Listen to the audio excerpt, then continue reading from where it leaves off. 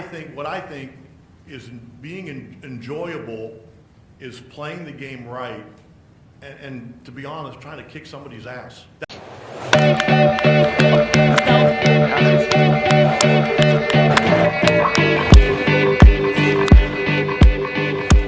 Hello, everyone, and welcome back to the Reds Relay Podcast. We are very excited to be back as we got some news to tell you today. You probably already heard the really exciting news in Reds country, but Terry Francona will be the next Reds manager for 2024 and for the next 3 seasons. Obviously, really exciting news. We're going to get a lot into that today, as well as we're going to talk some postseason baseball, which in our last episode, we did a predictions, which so far, Matt Fry, not looking too good for either of us right now. Both of our champions are in jeopardy here. So we're going to talk a little bit about that, and then we got some baseball reference at the end. So let's go ahead and kind of jump into the postseason recap for you. Obviously, we don't have any more Reds recaps for you because the season is over. We're into this playoff baseball now, and looking back to the wild card series, Detroit completely dominates Houston, which wasn't really expecting that. I kind of wanted that to happen. I didn't really want to see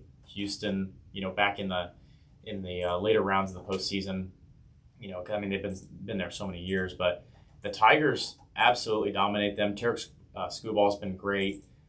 He just takes over games, and they just Houston could not match that pitching staff at all. Yeah, this has been a very fun postseason to watch. We got a lot of upsets really early, and still, did the Phillies just lose? Oh. Yes, they did. Oh, wow. So the Mets just advanced?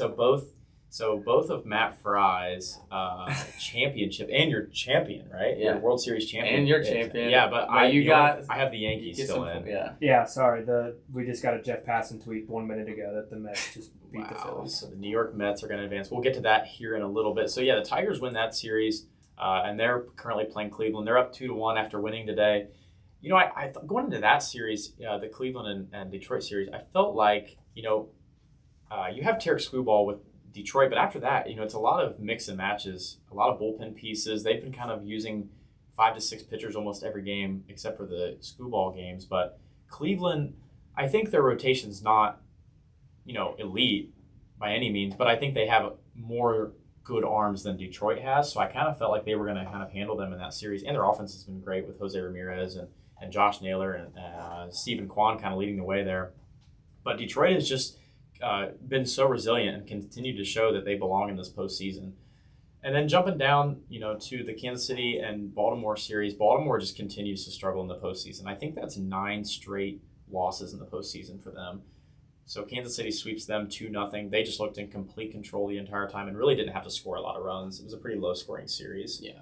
And just Baltimore had no answer. Gunnar was not very good. Adley Rutschman didn't do much. Santander did not do much. So just didn't really get a lot of good play from their stars. And Bobby Witt did enough to help them win. Their pitching has been great. But moving over to the National League, the Mets have been the biggest surprise of the postseason so far. I think it's between them or Detroit.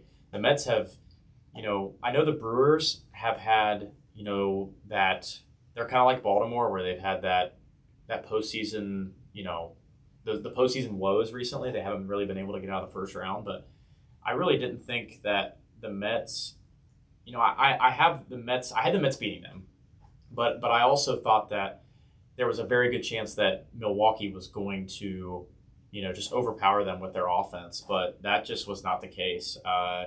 Milwaukee having one of the best run differentials, I think maybe the best run differential in all baseball, I think is how it turned out.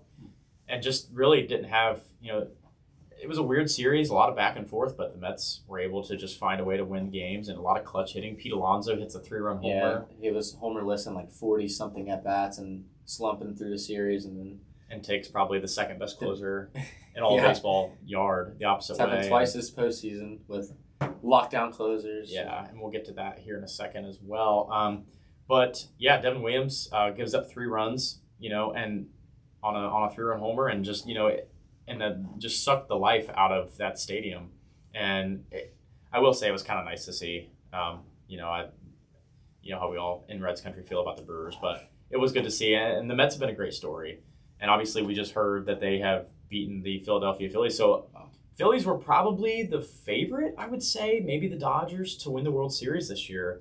You know, and I think at the beginning of the season and now, you know, into the postseason, but they just got overmatched. And the clutch hitting from New York, I mean, Francisco Lindor hits a grand slam in this, you know, the game that was going on tonight, and the Phillies offense, you know, really besides the comeback at Citizens Bank Park the other night where Bryce Harper hit the 2-run homer off Severino, and then Castellanos went back to back, and then they walked it off, obviously.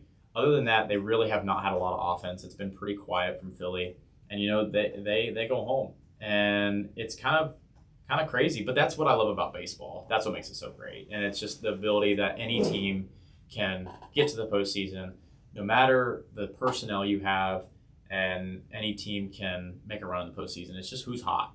That's what it comes down to. Yeah, this Mets team just won't go away and just rolled over a really hot Phillies team. And you talked about, too, the wild card. Yeah. Like the ability for wild card teams to stay hot. Yeah, I've been saying that the 1 and 2 seeds of each league are at the biggest disadvantage. Yeah. Having to sit there and watch this game, and you only get what, like you get like a week off almost. Yeah.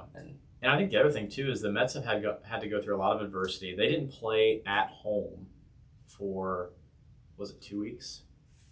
It was a while. I think it was like a week or a week and a half. They did not play at yes. home for a very long time. So, you know, that keeps them motivated because they want to get back home for a home game. And, you know, that keeps them, you know, obviously they were guaranteed a home game in the series. But still, that motivates them to get back home. And you know, they clinch and they go to the NLCS. So right now, to me, look like one of the teams that I think can make the run all the way, you know, to the end of the road. And yeah, they really turned it around like at the trade deadline. I was watching Yeah. MLB Network, and they showed all the guys that they traded for, like especially Winker. Like, who would have thought he would break out with the Mets? yeah, After he started out really hot, but kind of got cold throughout the season. Yeah. But he's been a really key factor in both of these series. I think he got a hit off of Devin Williams late to extend the lead, and then hits a 500-foot bomb. Yeah, it looked that like was crushed. yesterday, but added on to the lead of the Phillies game. yeah, it's been a lot of guys that you wouldn't think.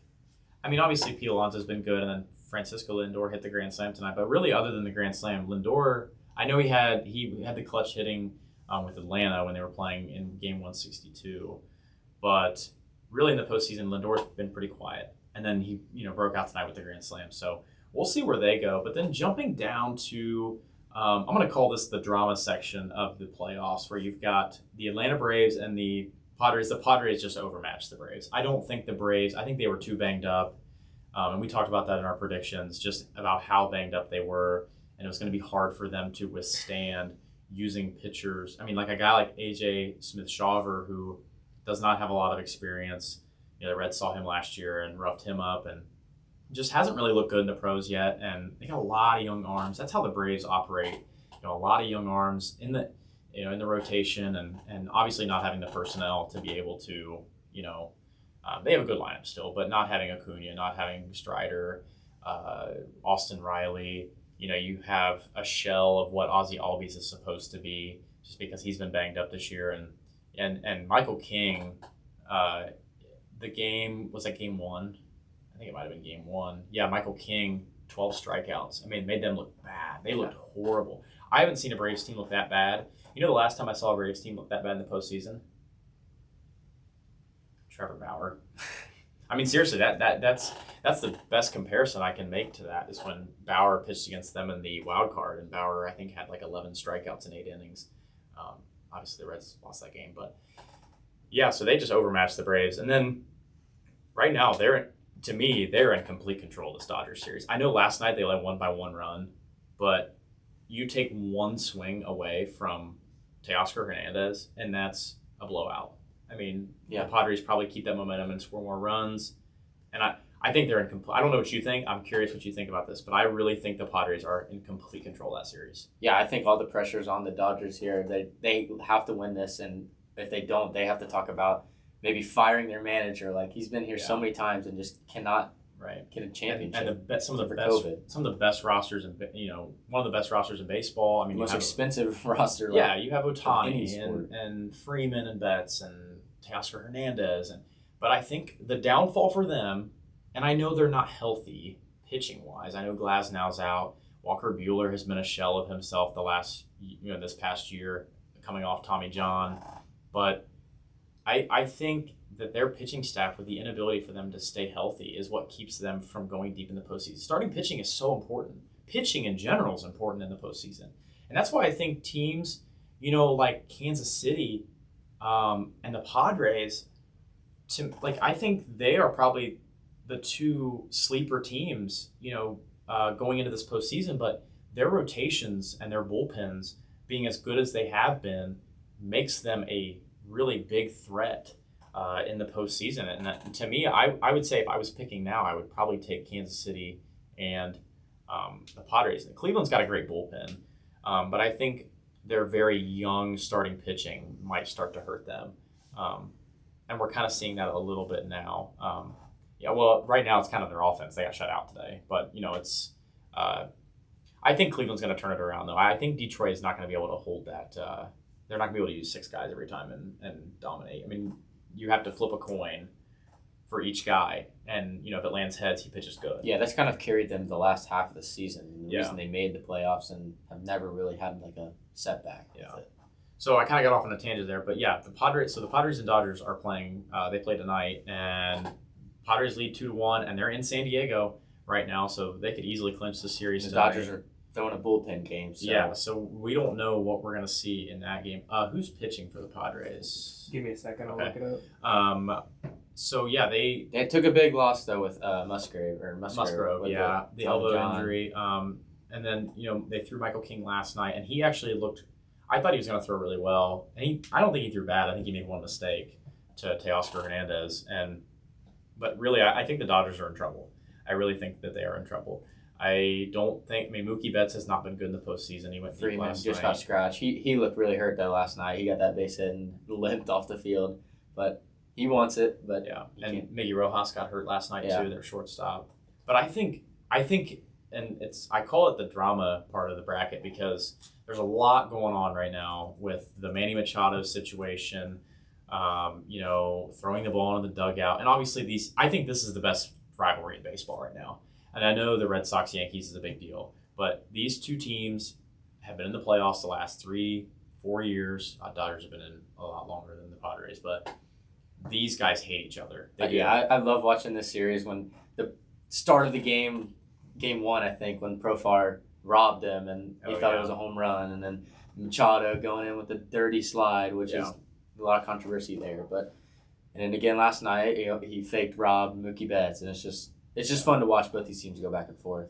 Yeah, and so Manny throws a ball. I kind of saw the video, but basically I think it was before the inning started. He threw like the warm up ball, and he kind of tossed it towards the dugout, and the Dodgers took exception to that. But to me, the fact that they're taking exception to things like that and they're bringing that to the forefront of the media instead of the fact that they're in the National Division Series makes me think it's a mental game with them, and I don't think they're going to be able to dig out of this hole.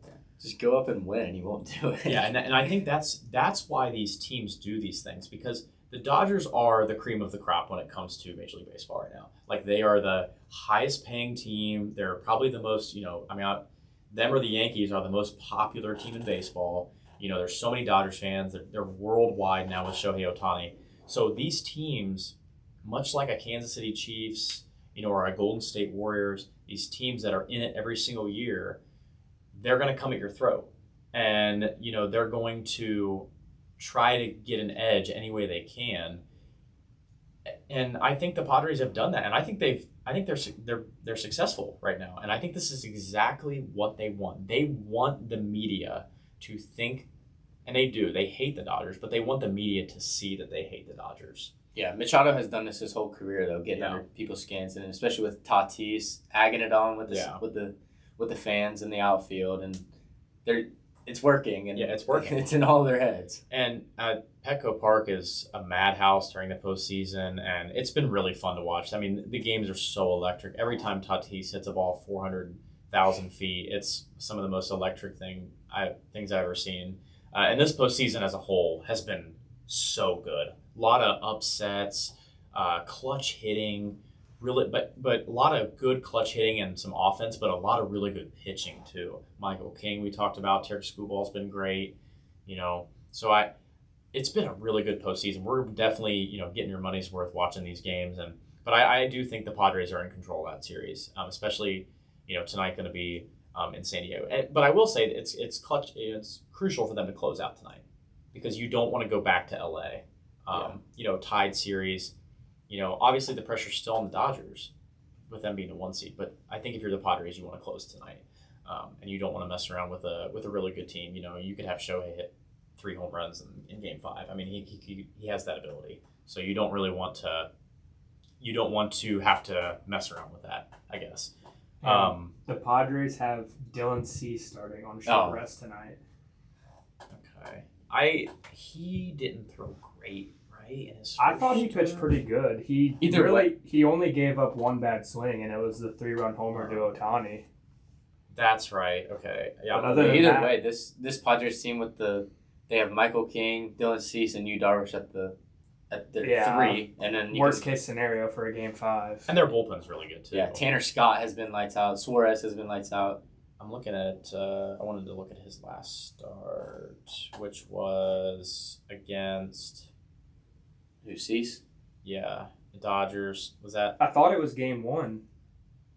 Yeah. Okay. They lost Dodgers lost 7. Or no.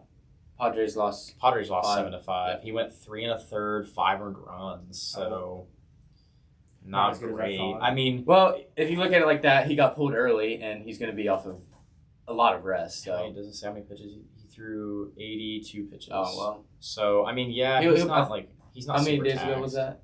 That was the 5th. Today is the 9th. So I think he'll be all right. So what? 3? Like 3.5, yeah, 3 days rest. Today's like the 4th day. Yeah. So we'll see. I don't. I've never really been a huge Dylan Cease believer. I know he's been really good this year, but I've never really been a huge believer in him in tight spots when he really has to pitch good. But with that being said, this postseason has been great, and then we kind of forgot to talk about Kansas City and the Yankees. I also think Kansas City's in control of that series. I know it's tied 1-1, but you're going back now to Kansas City, and Kansas City has had, they won a World Series almost 10 years ago, and they are again the underdog. They are the small market team playing, the second highest payroll in baseball, the Yankees, and I think the Yankees have a lot of pressure on them. I think Aaron Boone has a lot of pressure on them. Or on him. I think he is probably on the hot seat here if they were to get bounced in this round. I really do. I think both number 1 seeds, like we talked about earlier. Yeah, like you said Dave Roberts. Yeah, and I would agree with that. I think that I think Aaron Boone will probably be on the hot seat. But with that being said, I'm gonna get off that Aaron Boone tangent, but. Yeah, it's been really good, and it'll be interesting to see how the Kansas City and Yankees game. Has that game started yet? I can look on my phone. I don't believe so. I'll take a look. I feel like it would have to though. It's past 8 o'clock. So the Dodgers, especially on the East. Oh, it's actually 2-2 right now on the 5th. Is Waka pitching for the Royals? No, he pitched. He pitched yesterday. He pitched Game 1, I thought. Yeah, he pitched Game 1.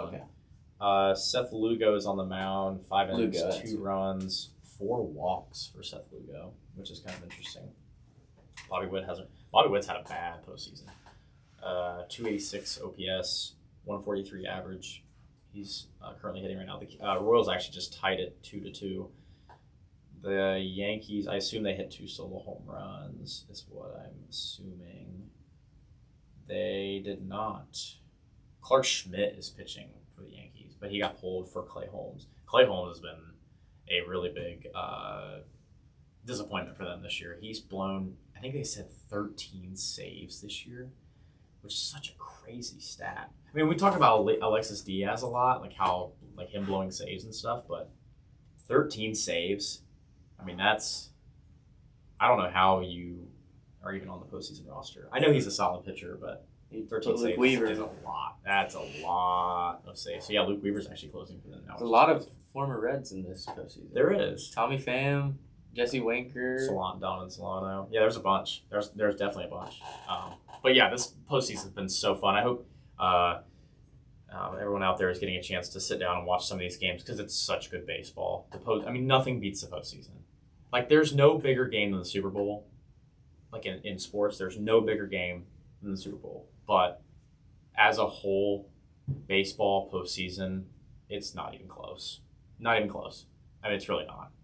I mean, because anybody can beat anybody. And that's what makes it so great. So, with that being said, we're going to transition over into some Reds baseball, and we have got some really good news, and I'm sure everyone has already heard, but it is Tito time. Terry Francona is the new Cincinnati Reds manager, and I'm telling you right now, I could not be more ecstatic for this move by the Reds. I think I was actually telling somebody that this is probably the first time, being a Reds fan for the last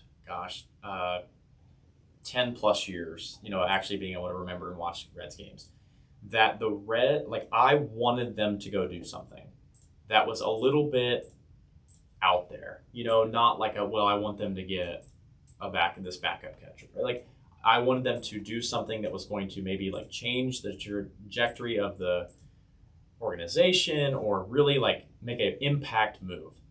And this is the first time that they have delivered on that.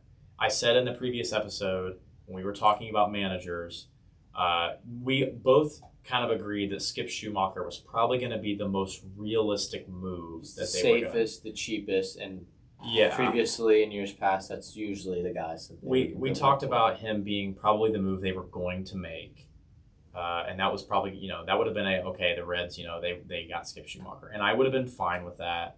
But I think that wouldn't have moved the needle at all. And not that a manager wins you games. He's not the one playing on the field. But you see it all the time. These teams that are super talented and make a managerial change, and it changes the trajectory of their organization. Yeah, not even just a manager change, but like an older experience. Yeah. Like a Dusty Baker going to the Astros, yeah. or what's the Rangers coach's name? Oh, Bruce Bochy. Bruce Bochy going and winning a World Series, just like things like that. Yeah. So obviously, this is a huge move, and it kind of caught me off guard. It was Sunday night, and we're watching Sunday Night Football, and I just get the passing bomb on my phone, and it says Terry Francona is going to be a Cincinnati Reds manager, and really just blew me away. I even now it still feels kind of surreal that he's going to be managing Ellie and McLean and all these guys, and really going to help these guys develop. The biggest questions for him, whether or not this was going to happen, was the health, because stepping away from baseball for a year, nobody really knew how he was doing. I guess obviously had a lot of heart problems and had some really serious health issues at one point while he was managing Cleveland. And I mean, he is old. I mean, he's been around the block. I mean, 65 years old, and he is But so I didn't really know if he would even want the job. But according to him, he the quote he made in the article was that it felt right. It just felt right when Nick Krall and the Reds GM, came to his house and sat down and had a discussion with him about being the Reds manager, and he said it just felt right, which I love that. I love guys that just kind of go off base at the moment. They're not worried about the money. They're not worried about the what if this just how does it like. I just like that he made a decision, just like, okay, I like this. It feels right. I like this organization. Obviously, played for the Reds in 1987. Wasn't really a good player, but he has some ties to the city. He's always loved Cincinnati, and kind of he's done a lot in his career. I mean, he worked, with Boston. He was a manager for Boston and broke their curse in 2004. And Boston, obviously a bigger market. They had good players on that team. It wasn't just all him. I don't want to sit here and say like he's going to completely change this organization, but I think this is a first really good step. But they had David Ortiz, they had Manny Ramirez, they had Pedro Martinez, they had these guys that were uber talented. But the Reds also have very uber talented players. But he's had the big market, but he's also had the small market with Cleveland. And now there's no World Series to show for it in Cleveland, but there's a lot of good years of baseball in Cleveland. A lot of good years with teams that weren't, loaded. I mean, you had Lindors and you had Ramirez, but they had a lot of veteran pieces that were able to come together and win ball games. And they went to the World Series in 2016, with a pitching staff that was lights out. And I like, and we're gonna kind of talk more. I want to give you kind of a background of who Terry Francona is before I get into why this is the right fit. But I think that I think this is going to be a big change, and for the better. And I kind of want to get what you feel about it, because I know you liked Skip Schumacher and you thought that was probably the safest move to make, and I probably would have agreed, because you don't know what you're going to get from Terry Francona as far as the health concerns. But he has come out and said that he's perfectly healthy, and stepping away from the game for a year has really helped. So I'm kind of curious what you think about this move, and like what's going through your mind with them making this decision so far. Yeah, I think that this should excite everyone as a Reds fan. You have a guy who has had a Hall of Fame manager career, sitting on his couch retired in Arizona, just watching baseball, and he wants to come out of retirement to coach this young Reds team. Mm-hmm. So he obviously sees something in this team, and he knows he can take this team to the next level. Right. And I wasn't really on the fire David Bell train, as a lot of people were, because I didn't know. Like, when we talked about this earlier, you said to go get somebody outside of the organization. Mm-hmm. And I was like, yeah, that would be nice, but I would never picture them doing that. And I thought that I said Skip Schumacher would be the best option because of what we said. He's the safest, he's the cheapest, a new young manager. He did pretty well with the team that he had. But now that they fired David Bell and pick up Terry Francona, I'm all for that. Yeah. And I don't think that this is the end of what the front office is trying to do, because he's going to want, like, you don't just sign him and then be like, oh, that's it. He's bringing, they fired all the hitting coaches. He's bringing in his guys. And I think maybe Jonathan India sparked something in that front office. Right. And I think there will be more to follow after this Tito signing. We'll just have to wait and see what that might be. Some free agents, some trades, we don't know yet. But I think this is obviously a move in the right step for this organization. I think I like how you brought up Jonathan India, because one of the biggest things with this team is it felt like, and this is kind of Cincinnati sports as a whole, the Bengals go through a lot of this, but the lack of transparency with fans and with what is going on in the front office. You hear Nick Kroll talk about, well, we're trying to be a small market team, because they are, and I get that. But there's a lot of clouded area, and you don't really know their direction. They want to stay young and they want to win and they want to keep it, they want to make this last. They don't want to go spend a bunch of money and be done in 2 years. But I just feel like their direction has been so clouded over the last 5 years. And them making the decision to get rid of David Bell on the spot, and then, a week later, make the bigger decision to bring on Terry Francona, and now they're kind of cleaning house a little bit. And I think we talked about this, I think this is what they needed to do, because we talked about nobody in this organization knows how to win. Nobody. They have no players that have any postseason experience. They have no, you have, like a guy like Derek Johnson, he coached at Vanderbilt, but there's not a lot of winning going on in that organization, from the owners all the way to the GM, to the players, to the coaches. There's not any winning. So I think you needed to bring in somebody that's a winner and that knows how to win and has done it before. So that is huge.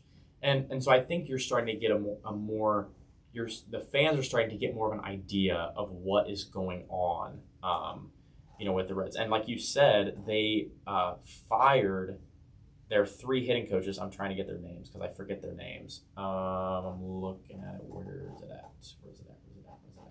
Why is it not popping up? Oh, because I typed in Red Sox. I think the only 2 that they might keep for sure are Derek Johnson and I think Cowgill was. Yeah, Cowgill and J.R. House. J.R. House moves, like we said, when they fired David Bell, he moved to the bench coach. Oh, so he's just going to stay there. Yeah. Hitting coach Joel McKeithen, I think that's how you say that. Assistant hitting coach Terry Bradshaw and Tim Lamonte were all fired, along with infield coach Jeff Pickler. So those were the firings that were made. There's also been some news about where players are going to play. We'll get into that in a later episode.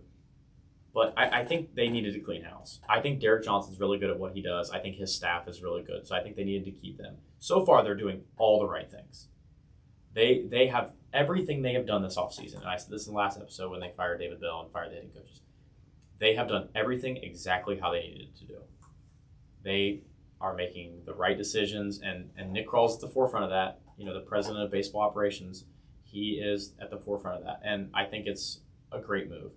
And I kind of want to get into why it's a great move because, for people that say, well, okay, Terry Francona is a name. Okay, yes, he is, he's a World Series champion, all of that, right? But how does he fit for this team? Jonathan India brought up, like you said, about the accountability in that interview. And, I think the players respected David, but I don't think that they ever, sometimes you just need a new voice. And I think that that's what they needed. I think they needed somebody that was truthfully going to hold them accountable for making errors in the field, striking out, not being able to move runners over. And you don't really know what goes on behind closed doors as far as what the players are doing. I know these guys are honest guys and they work hard and all that, but you don't really know like what guys are preparing the right way. Are there guys that aren't preparing the right way?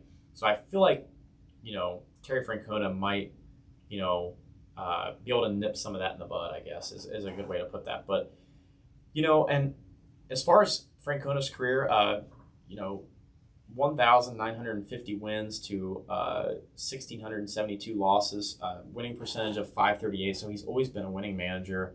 I think it was with Cleveland he had, was it 9 straight seasons of winning baseball in Cleveland or something like that. It was like 9 out of 10 seasons or something. They had winning records in Cleveland. So the guy knows how to win, period. If there's one thing that you can put next to him, his name is he is a winner. And it's great to have him on board. And so he signs a 3-year contract through the end of 2027, and then with a club option for 2028. So hopefully we have him, for the next few years when we have this entire team together. And did you pull up that article yet? Can we pull up that article? Yeah, I'll get that. Okay. Yeah, we're gonna pull up the actual article of like his interview. So yeah, I mean, look, and Marty Brenneman's, not Marty Brenneman, Jeff Brantley said it best. It was on some talk show, but he went on and said, the off season has not even started yet, and the Cincinnati Reds have won the off season with the signing of Terry Francona. And a lot of bias there because he's obviously a color commentator for the Cincinnati Reds, but I think he's right. I think this is such a massive move, and I think one thing that gets overlooked is how he wants his players to play the game. And he went on to say, people talk about having fun. What's enjoyable, about playing the game right, to be honest, is trying to kick somebody's ass. And we put that in the intro, and obviously you did see that. But, I love that attitude from him. And I love how there's a old school feel to Terry Francona. He knows old school baseball, and old school baseball wins games.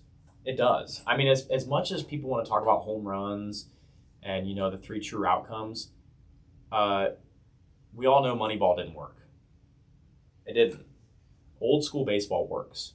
Putting the ball in play, pitchers throwing strikes, good defense, stealing bases, that wins you ball games. Look at the Kansas City Royals. Look at the Reds last year. Look at, I know Cleveland's got some power hitters, but they have a lot of really good contact pieces. Cleveland plays really good defense. Milwaukee plays really good defense. And you're seeing in the postseason, some of these teams that are getting bounced are your Phillies, who don't have a great defense, and they are a lot of ride or die on the home run.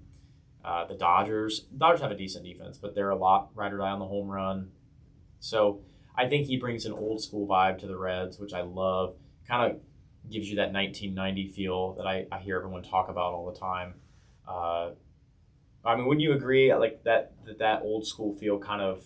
Yeah. No. If you are on Red's Twitter or whatever, I know. Have you ever seen Zach Cozart? He kind of calls out David Bell and some of the stuff that he let go on about like taking infield with like Crocs and stuff is what Zach Cozart would said, and this stuff just wouldn't fly with Terry Francona, and hopefully he sets this organization straight. I guess I don't know if that was too much of a distraction or anything. It's just going about your work the right way.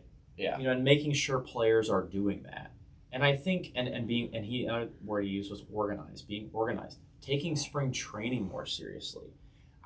I think enough teams don't do this. And I think you wonder, people will debate this, but when they talk about spring training, they say, well, I don't want my players to get hurt. So I don't want them to play that much, and they're not going to be asked to do a lot in spring training. But it's like, well, then why even have spring training? If you're going to go out and play your starters 2 innings in a game, and, it's just for these guys to make the roster, why are you having spring training? What's the point? Yeah, these guys should be going about their work the same way they do during the season, and that's how you get prepared for the season. I think you see a lot of injuries now, and I know some are freak, like, you run into a wall and blow your knee. If you're Ronald Acuna, you blow your knee up. That's, not because he's out of shape or anything. But I think a lot of it is these guys aren't in shape enough. That's why guys pull hamstrings all the time. I don't think they're prepared and they're seasoned to be ready for day one. Because when opening day hits, it's go time. It's not like, well, we get a month warm up. It's go time. I mean, it is. And the Reds have got to get better at that, because it seems like besides this year, they've always started out slow. So, I mean, with all that being said, obviously Terry Francona, huge news, and it's going to be really exciting to see what else they do in the offseason. I think that they are not done. I think they're going to have to make some personnel changes as far as the team goes. I think the pitching staff is fine. I'd like to see them get another reliever. Like I said, we're going to talk about this more when we get into the offseason. But I think that there needs to be some discussions on where guys are going to play, because I don't think you can have a guy like, I like Noel Marte, but you can't just let him develop for a full year and play him 162 games if he bats 220. You can't do that. I mean, we are at a win now mode. They have to win now because they're a small market team. Ellie's not going to be around forever. McLean's not going to be around forever. 100 Green's contract's up. They're not going to be able to pay him. They have to win now. So whether that's moving Jonathan India to third base, moving somebody to the outfield, going and getting somebody to fill a gap, Brent Rooker, making a move like that, I think they have some things in the works. Hopefully they re-sign Nick Martinez, and I think Terry is going to have a say in that. I really do. I think the organization trusts him. That's what I see to me. I see the organization saying, okay, we are putting our faith in the hands of Terry Francona and saying, hey, help us make decisions. So that's what I've got on Terry Francona, and great news, and I'm so pumped for opening day. I even told, I think I told you and somebody else, I wish they would have made this move a little bit later, just because when the season ended, I was like, okay, I'm kind of glad the season's over. Like, it was just a headache, and I'm kind of ready to be done. I need a break. And then they signed Terry Francona, and now I wish opening day was tomorrow. So with that being said, we're going to move into some baseball reference, which we left out of the last video. We actually haven't done in a while. So with the NLCS coming up next week, we are going to be doing NLCS MVPs is our theme for today. So I'm going to make this a little bit bigger. If you are not familiar with Baseball Reference, we will get a name from the baseballreference.com site. And Jake and Matt have selected this name from. Actually, do you know who these are? I don't know. You don't know who these are, so you might play along with me. But Jake selected these names for us that are NLCS MVPs at one point in their career. I see the stats, as you can see on your screen. Team, year they played for that team, all their stats, and some awards if they have any. So the first guy we have is a New York Met, debut. So it looks like the NLCS MVP had to have come in 2015. Mm. Yes, because they went to the World Series to play Kansas City that year. Because Colorado didn't make the postseason. And Chicago did not win it in 2018.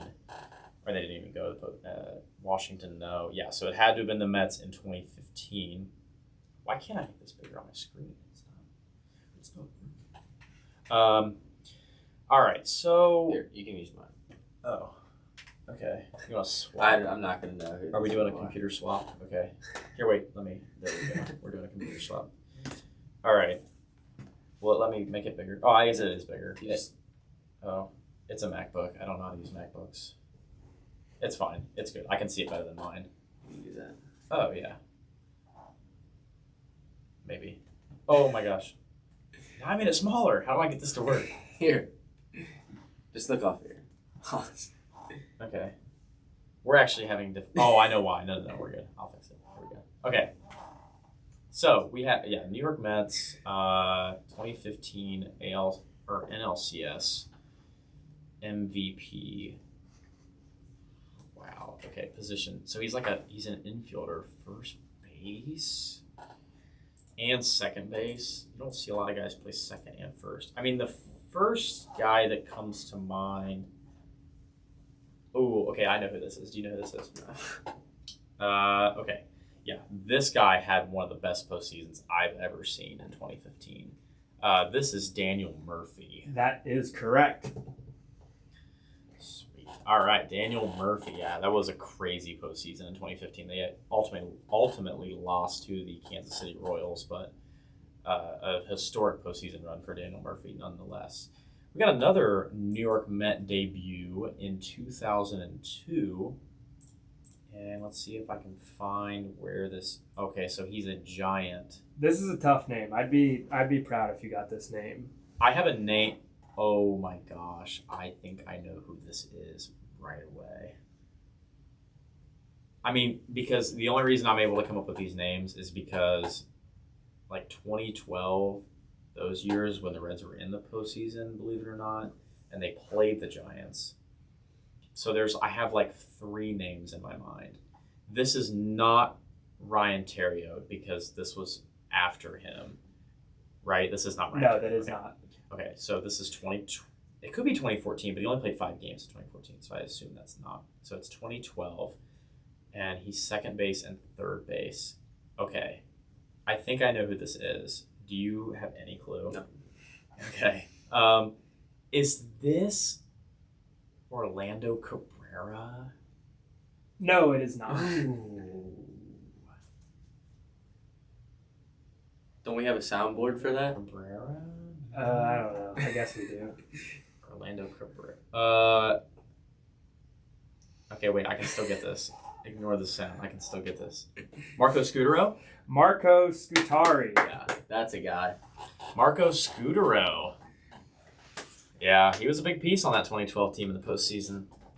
I had like a handful of names. Another name I was going to throw was Edgar Renneria, but he played for the Reds at one point, so I maybe not think it was him. I didn't realize he played short for Boston. I didn't think he ever played shortstop. But all right, so am I still 2 for 2? 1.5 for 2. Okay. All right, this next guy is a Los Angeles Angel from 2006, retired in 2020 with the Nationals. I'm trying to remember what year the Angels went to the... No, that would have been 2003, I think, is when they won the World Series with Tim Salmon and Troy Glaus and all those guys. So I don't think this guy wasn't on the team. Second baseman. Played for the Dodgers for a quick minute, but they didn't go to the World Series either of those years. They went in 2017.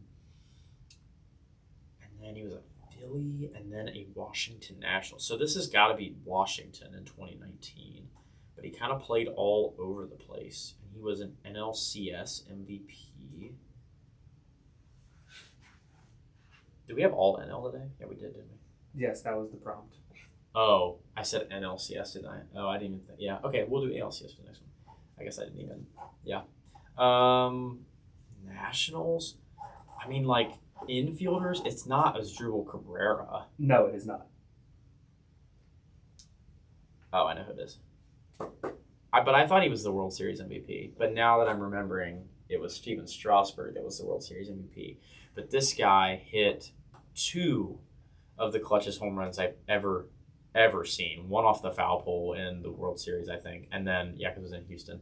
And then the grand slam against the Dodgers in Game 5. This is Howie Kendrick. That is correct. Did you know any of those names? No. Are you dying over there? You Yeah. Okay.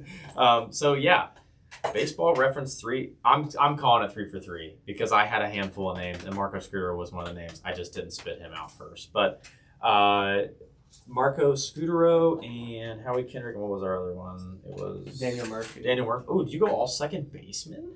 You did. Just So by coincidence. second base National League Championship Series MVPs. Pure coincidence.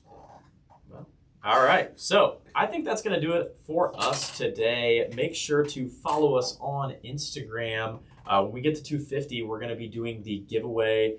Make sure that you subscribe to us on YouTube. Go and check out some of our reels that Matt Fry has put together. We're going to have a couple coming out for you very shortly. Make sure to follow us on Instagram, like I already said. We are on TikTok as well, X, and Spotify. We will see you next time. We're out. All right, you guys are muted. That much. Good one, Fry. Talk a lot, bro.